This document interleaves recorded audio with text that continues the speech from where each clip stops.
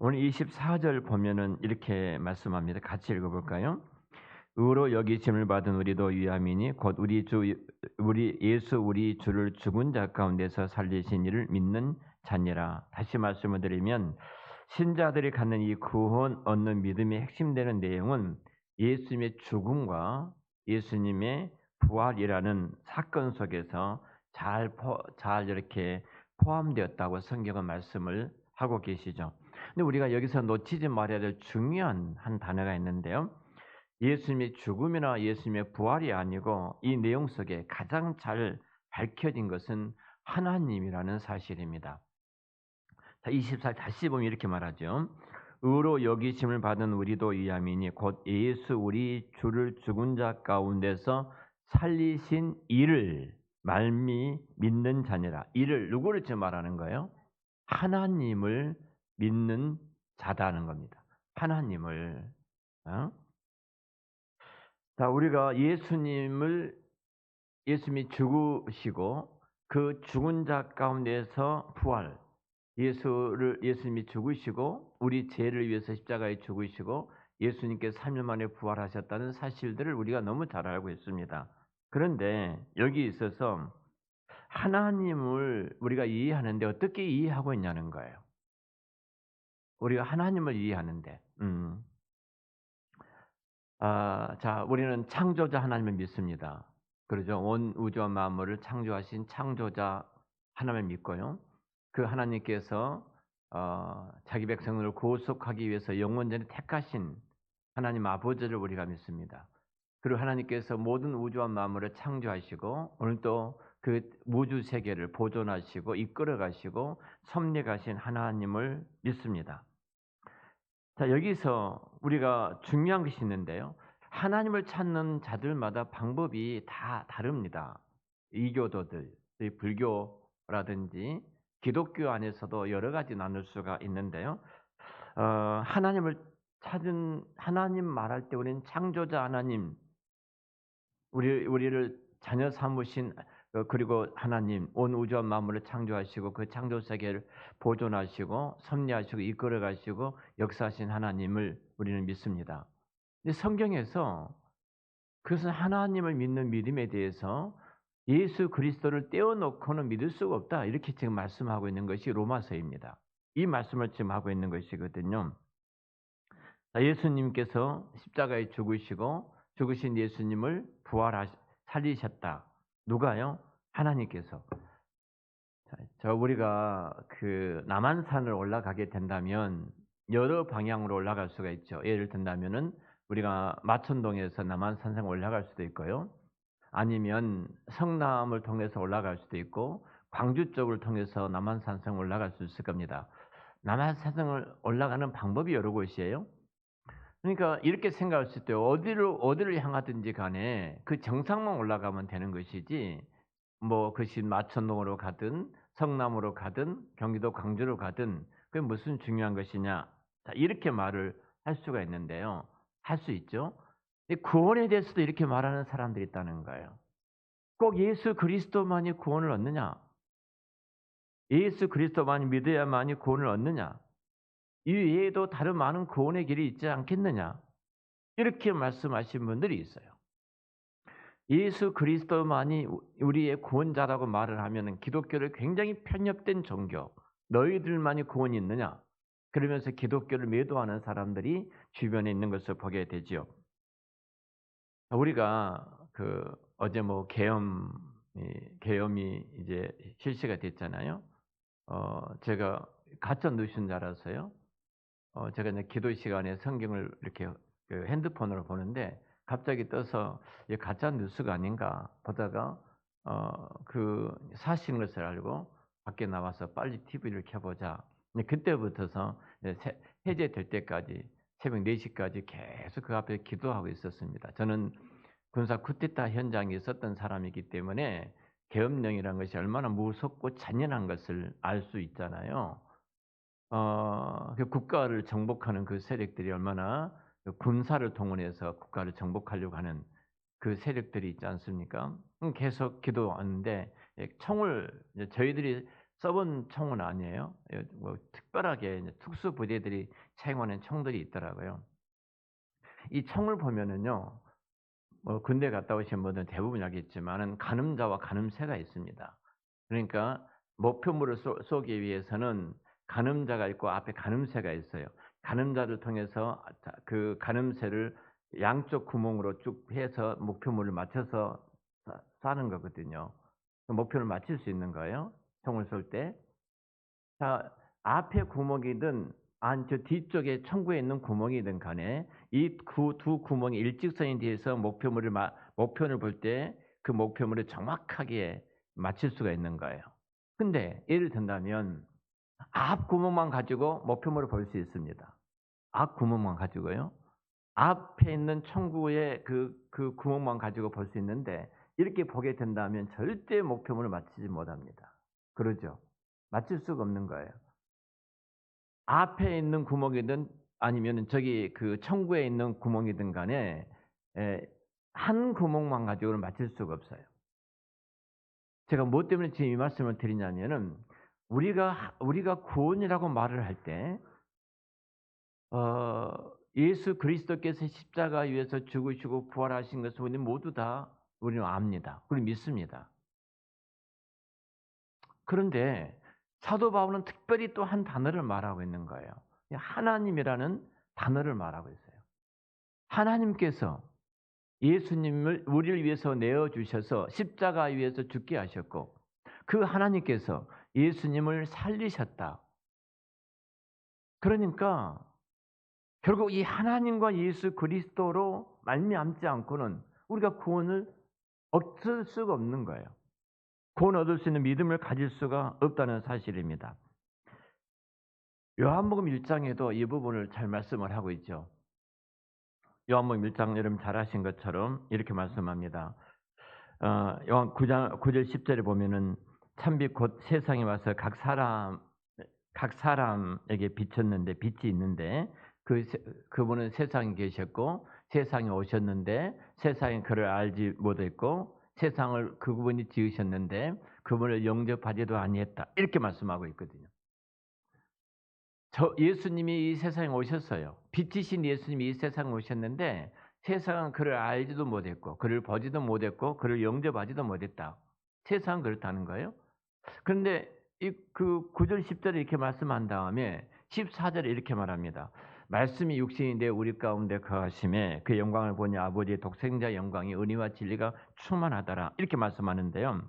자, 예수님의 오심으로 말씀하니 우리가 누구를 알 수 있다는 거예요? 하나님을 지금 알 수가 있다는 거예요. 요한복음 1장 18절에도 본래 하나님을 본 사람이 없으되 아버지 품속에 있는 독생하신 하나님이 나타내셨다.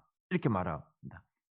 그러니까 결국은 이 하나님을 알 수 있는 것은 누구를 통해서요? 예수님을 통해서 알 수가 있다. 그 하나님 무슨 일을 하셨지? 예수님 이 땅에 보내셨고 예수님 이 땅에 죽은 데 내어주셨고 십자가에 죽으셨고 그래서 3일 만에 부활하신데 하나님께서 그 예수님을 살리셨다. 그렇게 예수 그리스도를 보면 하나님이 누구인가를 안다는 거예요. 하나님이 어떤 분이신가? 우리 죄를 위해서 하나님께서 예수님 이 땅에 내어주셨던 분, 그 십자가에 죽이게 하셨던 분, 그리고 그 하나님께서 그 예수님을 살리심으로 말미암아 그 예수를 믿음으로 말미암아 우리가 영원한 생명을 얻게 하시는 분. 창조자 하나님으로 머물러 있다면은 스님도 알아요. 스님도 세상 그냥 생긴 것이 아니라 하나님이 세상을 만드셨대. 여러분 해교나 모슬림 같은 경우에도 알라가 하나님께서 온 우주 만물을 창조하셨다고 말을 합니다. 근데 그 하나님을 누구로 우리가 알고 있는가? 바로 예수 그리스도를 통해서 예수 그리스도를 말미암아 우리를 구원하기 위해서 이루셨던 그 하나님을 아는 것. 이것이 기독교예요. 기독교. 그러니까 사실 오늘 25절에도 이렇게 말을 하거든요. 예수는 우리가 범죄한 것 때문에 내어줌이 되고 또한 우리를 의롭게 하시기 위해서 다시 살아나셨다. 자, 예수님은 우리 범죄함을 위해서 내어주셨다. 이것이 우리 주를 죽은 자 가운데 살리신 이를 믿는다는 내용 속의 첫 번째 핵심되는 구절입니다. 24절 말씀 우리가 잘 보면요. 이렇게 말합니다. 의로 여기심을 받은 우리도 이함이니 곧 예수 우리 주를 죽은 자 가운데서 살리신 이를 믿는다. 그러니까 하나님 하면은 우리는 성부 하나님만 연상을 해요. 그러니까 우리는 주님이라고 고백하잖아요. 주님, 주님. 이 주님이라고 고백할 때 대부분 예수님을 뭐 연상할 수도 있지만 창조자 하나님을 연상할 때 우리는 주님이라고 이렇게 이야기를 합니다. 하나님의 뜻이 주라는 표현이 정확하게 하나님이라는 뜻이에요. 그런데 신약 성경이 예수를 묘사할 때 주라는 표현을 많이 쓴 것은 예수님이 누구셨다는 거예요? 하나님이셨다. 예수님이 하나님이셨다. 이 말씀입니다. 성자 하나님 예수님께서 이 땅에 오셔서 우리를 위해서 죽으셨는데 그는 세상이 평가하는 것 같이 세상의 4대 철인 뭐 예를 든다면은 현인이거나 철인이거나 그런 분이 아니시다. 그분은 누구라는 거예요? 하나님이시다. 예수님이 하나님이셨다. 하나님이신 그분께서 우리를 위해서 죽으셨고 하나님이신 그분께서 우리를 위해서 다시 살아나셨다. 그리고 우리를 그를 믿음으로 말미암아 구원케 해 주신 것이 하나님이 이루신 일이다. 하는 것을 지금 말씀을 하고 있습니다. 자, 제가 왜 이렇게 말씀을 드리냐면 그 온천한 만물을 하나님이 지으셨습니다. 우리 잘 알죠. 온천한 만물을 하나님이 지으셨다. 그리고 온천한 만물의 주인이 하나님이시다. 그리고 온천한 만물을 하나님께서 운행하시고 보존하시고 이끌어가시고 섭리하신 분이 하나님이시다. 그런데 여기서 이제 우리가 중요한 것이 하나가 있습니다. 하나님과 예수님과의 그 관계는 어떤 관계인가? 그리고 우리가 믿는 하나님은 어떤 분으로 내가 믿어야 할 것인가 하는 부분이에요. 하나님께서 예수님을 이 땅에 보내셨다는 것은 이 예수님을 이 땅에 보내시고 고난을 당하시고 십자가 위에서 죽게 하셨다는 것은 그 우리가 얼마나 무서운 죄인인가를 지금 보게 하신 거예요. 내가 얼마나 무서운 죄인인가, 내가 얼마나 소망이 없는 죄인인가, 하나님의 진노를 받을 수밖에 없고 영원히 지옥 갈 수밖에 없는 정말로 말할 수 없는 큰 벌을 받을 수밖에 없는 죄인이 나다. 그래서 우리 신자가 가장 많이 쓰는 단어가 회개란 단어 아닙니까? 사실 하나님 앞에 우리가 어떤 죄인인가, 우리에게는 다른 어떤 것을 대신할 수 없는 가장 그 우선순위가 하나님 앞에서 나는 죄인이라는 단어예요. 하나님 앞에서 이것이 우리가 하나님을 인식하는데 언제나 붙어 다니는 단어라는 사실입니다. 신자들이 내가 하나님을 믿는다고 고백하는 것 중에 맨 먼저 떠오르는 것은 이겁니다. 하나님과 나와의 관계를 놓고 내가 하나님을 생각할 때 떠오르는 것은 하나예요. 나는 소망이 없는 자고 하나님 앞에 진노와 심판을 받을 수밖에 없는 죄인이다. 죄인이라는 사실입니다. 그래서 예수 그리스도를 이 땅에 하나님께서 보내실 수밖에 없는, 그래서 우리가 그 예수를 말미암아 구원 얻을 길을 하나님께서 놓을 수밖에 없는 그 은혜를 우리가 입은 자, 우리가 이 죄인이라는 사실을 내가 인식하지 못하면은 그 구원의 감격 속에 우리가 들어갈 수 없고 그 구원의 은혜 속에 내가 머무를 수가 없어요. 25절에 이렇게 말하죠. 우리를 의롭다 하심을 위해서 살아나셨다. 이렇게 이렇게 말씀하죠. 우리 의롭다 하시기 위해서 살아나셨다. 이 말씀은 예수 그리스도께서 우리를 구원하셨고 우리를 구원하시려고 하나님께서 예수님 이 땅에 보내주셨고 그리고 그 예수님께서 하나님께서 예수님을 믿음으로 말미암아 우리에게 구원의 길을 열어주셨다. 이것이 하나님을 우리가 이해하는 겁니다. 하나님을 내가 아는 거예요.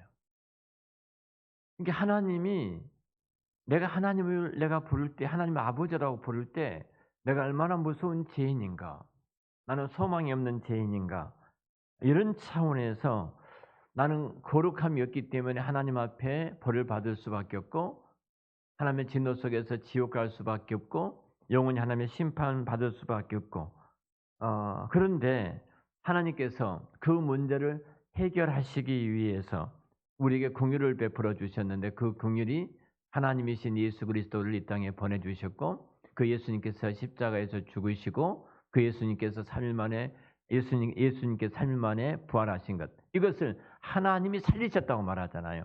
하나님의 살리심으로 말미암아 이렇게 말하잖아요. 결국은 나를 위해서 하나님이 그 일을 이루셨다는 거예요. 예수님을 보내셨고 예수님이 십자가에서 죽으셨고 예수님께서 나를 위해서 그 예수님을 살리셔서 그 예수를 믿음으로 말미암아 내가 의롭게 되어졌다, 이 말씀입니다. 좀 더 이 말씀을 좀 쉽게 설명한다면 구약에 제사 제도가 많이 있는데요. 그 속죄제라는 제사가 있습니다. 이 속죄 제사라는 것은 하나님 앞에서 벌을 면하기 위해서 죄를 속하고 그 죄의 용서를 받는 제사법이 속죄제인데요. 이 속죄제를 지낼 때는 양이나 염소나 이런 소나 어떤 피를 이렇게 동물을 잡아서 그 피를 흘리게 하고 이 희생 제물로 그 제물을 드림으로 말미암아, 다시 말하면 그 동물이 대신 나를 위해서 죽고 피를 흘림으로 말미암아 내가 이제 하나님의 자녀가 되죠. 그 피 흘림이 없이는 사함이 없다고 하는 것처럼 그 동물들이 내 죄가 그 동물에게 전가가 되어지고 그 동물이 내 대신 죽고 피를 흘림으로 말미암아, 피 흘려 죽음으로 말미암아 내가 이제 죄 없어지고 하나님의 자녀가 되어지거든요. 이것이 속죄 제사입니다. 그 1년에 한 차례씩 대제사장이 지성소에 들어가서 드리는 제사가 있었어요. 이 제사는 이런 제사입니다. 대제사장이 이 전 이스라엘 백성들의 죄를 속죄함 받기 위해서 짐승을 잡아 가지고 거룩하고 흠이 없는 짐승을 잡아서 그 피를 대하에다 뜹니다. 대하에다 그 피를 받아서 그 지성소에 들어가죠. 지성소에 들어가서 그 피를 묻힘으로 말미암아 그 모든 백성들의 죄가 사해지는 1년에 한 차례 제사를 지내는 제도가 있습니다. 근데 이곳에 지성소에 대제사장이 들어갈 때 그 특별히 대제사장이 입는 가운이 있습니다. 목사 가운처럼 가운이 있어요. 그 가운을 입는 다음에 그리고 방울을 달고 성류를 달고 방울을 달고 성류를 달아요. 그 가운 밑에다가. 그러니까 제사장이 움직이면은 그 방울 소리가 잘 나도록 방울과 성류와 이렇게 달아 놓습니다. 근데 제사장의 이 방울 소리가 나지 아니하면은 죽은 거예요. 근데 이 지성소에는 누구도 들어갈 수 없어요. 그래서 그 옷 끝자락에다가 밧줄을 이렇게 묶어서 밧줄을 이렇게 묶어 놓고 안에 들어갑니다. 제사장 방울 소리가 나지 않으면 죽은 줄로 알고 이렇게 그 밧줄을 잡아대므로 이제 그 죽었던 제사장을 밖으로 끄집어내는 일을 해요. 한번 생각해 보세요. 자, 여러분들이 다 있습니다. 우리가 다 있어요. 그 대제사장이 지성소에 들어갑니다. 대하에다가 피를 받아가지고 지성소에 들어가요. 속죄 제물을 가지고 이제 들어가게 됩니다. 그리고 이 피가 모든 이스라엘 백성들의 죄값을 치르는 충분한 제물이어야 돼요.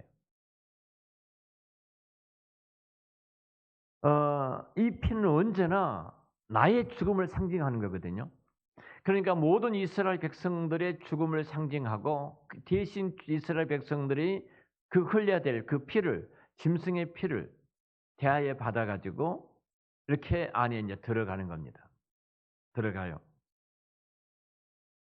들어가는데 한번 생각해 보세요. 만약 이 제물이 하나님이 받으시기에 만족하지 못하면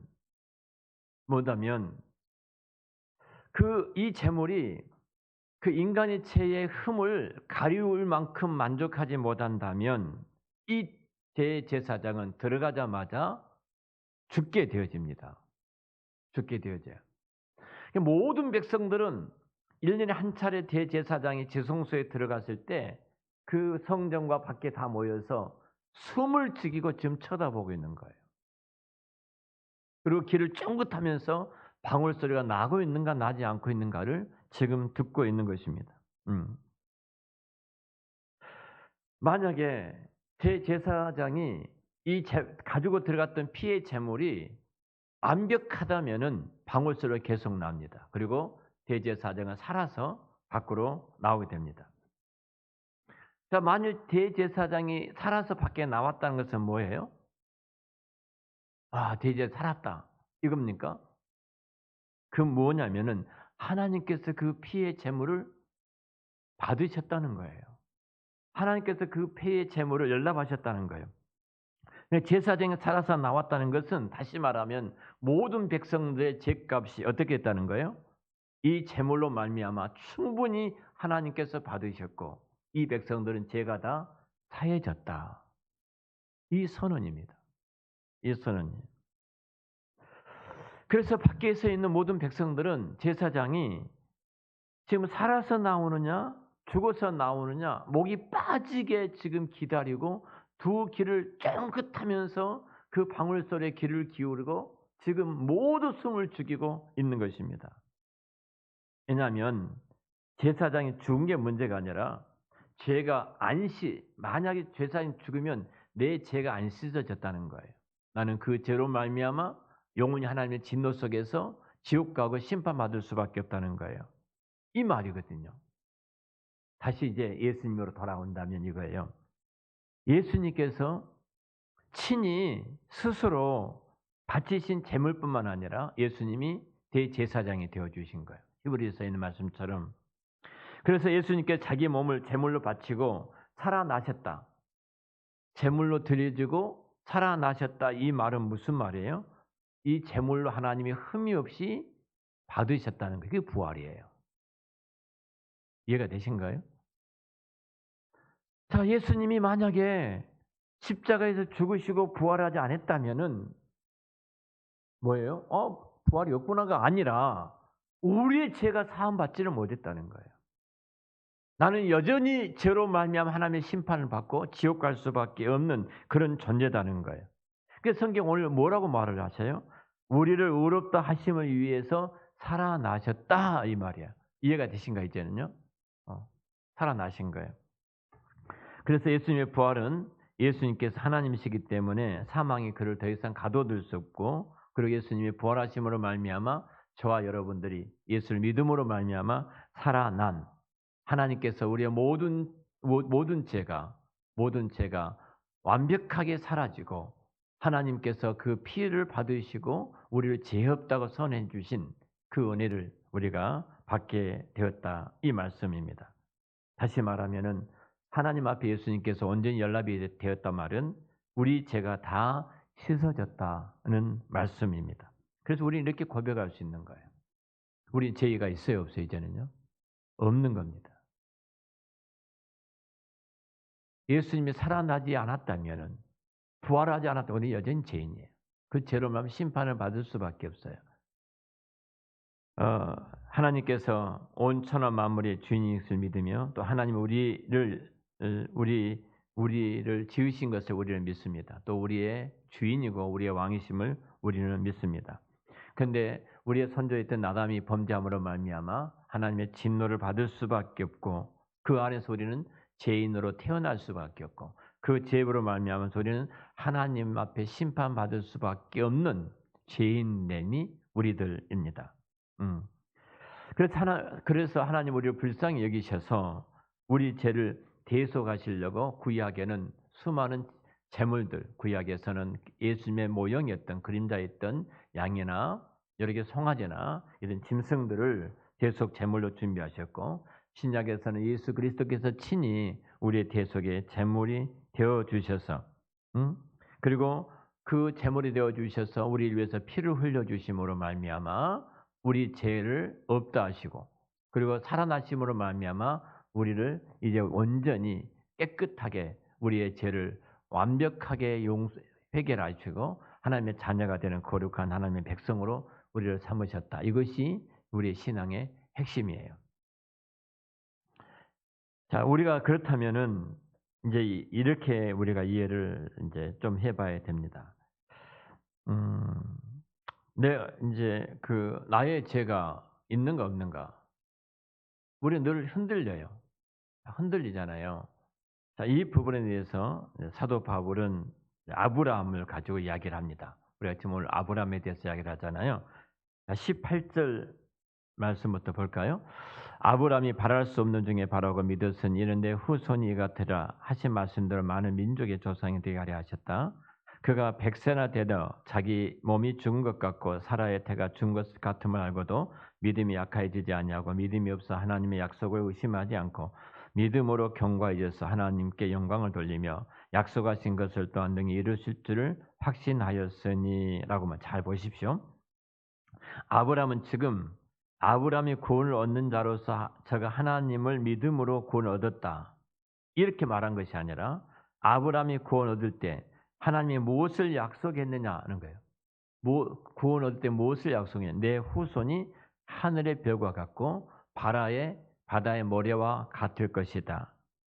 근데 그 약속을 받았을 때 여러분 얘가 있어요, 없어요? 아이가 없습니다. 자녀가 없습니다. 이 약속을 받았을 때. 자, 나이가 들어가고 100세를 바라보고 있는 그 나이에는 그 자녀를 가질 수가 없는 그 나이예요. 사라는 90세고 아브라함 100세인데 자녀가 될 수가 없어요. 자녀를 가질 수가 없는 중에도 뭐였다는 거예요? 바랐다는 겁니다. 내가 자녀를 가질 수 있는 근거가 있다는 거 없다는 거예요? 없는 거예요. 내가 자녀를 가질 수 있는 근거가 없음에도 불구하고 하나님을 바랐다. 하나님을 바랐다 이렇게 말해요. 하나님을 믿었다. 하나님이 약속하신 것을 믿었다. 이렇게 말씀하거든요. 자, 지금 이 아브라함의 이 사건을 통해서 우리에게 말씀하고 있는 것이 뭐냐면 내 안에는 구원 얻을 수 있는 구원을 얻을 수 있는 자격과 조건이 있다 없다? 없다는 겁니다. 아브라함의 자녀를 가질 수 없는 모든 것이 끊어져 버렸던 것처럼 우리 안에는 구원 얻을 수 있는 어떤 자격도 어떤 조건도 어떤 의지도 우리에게는 없다. 없어요. 그런데 뭔 거예요? 아브라함이 그럼에도 불구하고 하나님을 바랐던 것처럼 내게는 없지만 나를 구원하신 하나님을 내가 바라봄으로 어쨌다는 거 우리가 아브라함이 자녀를 갖게 된 것처럼 우리도 구원을 얻게 되었다. 그래서 아브라함을 여기서 지금 설명하고 있는 거예요. 자, 구원에 대해서 지금 말하기 위해서 하나님이 아브라함에 대해서 말씀을 하고 있거든요. 그러니까 우리의 하나님께서 자녀가 되게 하시고 백성이 되게 하는 구원의 확실성을 지금 말하기 위해서 이 말씀을 하고 있는 것입니다. 그렇다면은 우리는 이렇게 생각합니다. 당신 보니까 뭐 예수 믿는 사람이 그따위로 살아. 예수를 믿는다고 말하는데 생각하는 것이나 말하는 것이나 그 행동을 보면은 정말로 부끄럽다. 당신 모습 보니까. 그런데 당신이 예수를 믿고 뭐 천국 간다고? 예수 믿고 하나님의 자녀가 되고 주의 백성이 됐다고? 아니 그렇게도 하고 당신이 예수를 믿는다고 말할 수 있어? 자, 이런 비난을 우리가 많이 받습니다.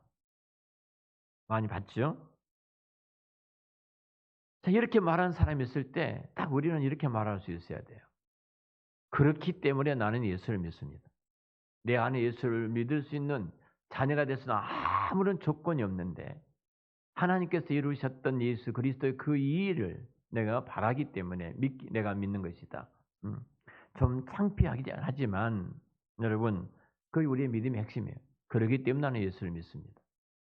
그러기 때문에 우리는 다른 사람보다 더 잘나지 않았습니다. 우리는 다른 사람보다 뭐 도덕적으로나 윤리적으로 더 낫지도 않습니다.